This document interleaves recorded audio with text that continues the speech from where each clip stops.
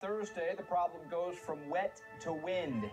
Brian Burback with Aaron Oberholzer. And Aaron, a lot of wind in the forecast for the first two rounds. Ryan, it's going to be nasty. If you can recall what happened in 2007, this is not that much dissimilar to that. That's for sure. You can see massive crosswinds. There's a few holes that are going to be into the wind, a few holes downwind, but you can see there massive crosswinds and quartering winds. And then you look on Friday, Ryan, wind slightly switches a little bit from the west to the west-northwest, but holes will play very similar.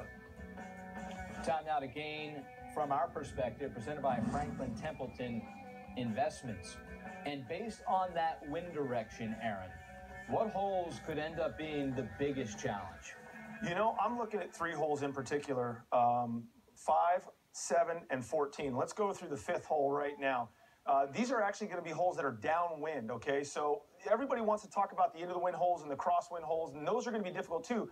But you just got to understand how difficult it is to stop the balls on these greens at Augusta National. If you can get the ball in the fairway here on 5, you're going to have a wind that's coming out of the west, kind of downwind and just barely off the right. Look at this green. This is where this green starts, right there, okay? These greens are very shallow. You've only got 11 yards to play with on the left. You've got a little more room on the right, but that wind bearing down from that direction in the way we're looking at the hole, that back bunker comes into play. You do not have a lot of green to shoot at if the greens get firm on this fifth green. Scoring is going to be very difficult, and getting to hold this green is going to be very hard. Now, on the seventh hole, this is going to be pretty much straight down the pipe wind-wise. I mean, the guys are going to have to, you're going to have to play your drive up the left center of this hole here, and the guys are going to be going in with short irons, there's no doubt, but you're also to an elevated green that's got a lot of pitch to it. You've got a false edge on the left right there that falls off. You will not hold the ball there, and you've got a little bit of a bowl on the right. Now, those pins are usually reserved for other days,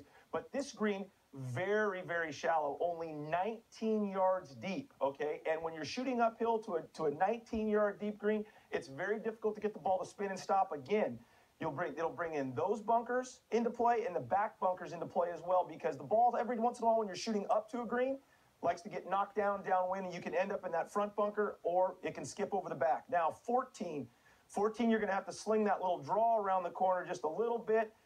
Wind's going to help you do that because it's just slightly out of the right, but mainly downwind, straight downwind in the second shot. Now, this is where it gets really tricky on 14. Much like 5, this green doesn't start at the front.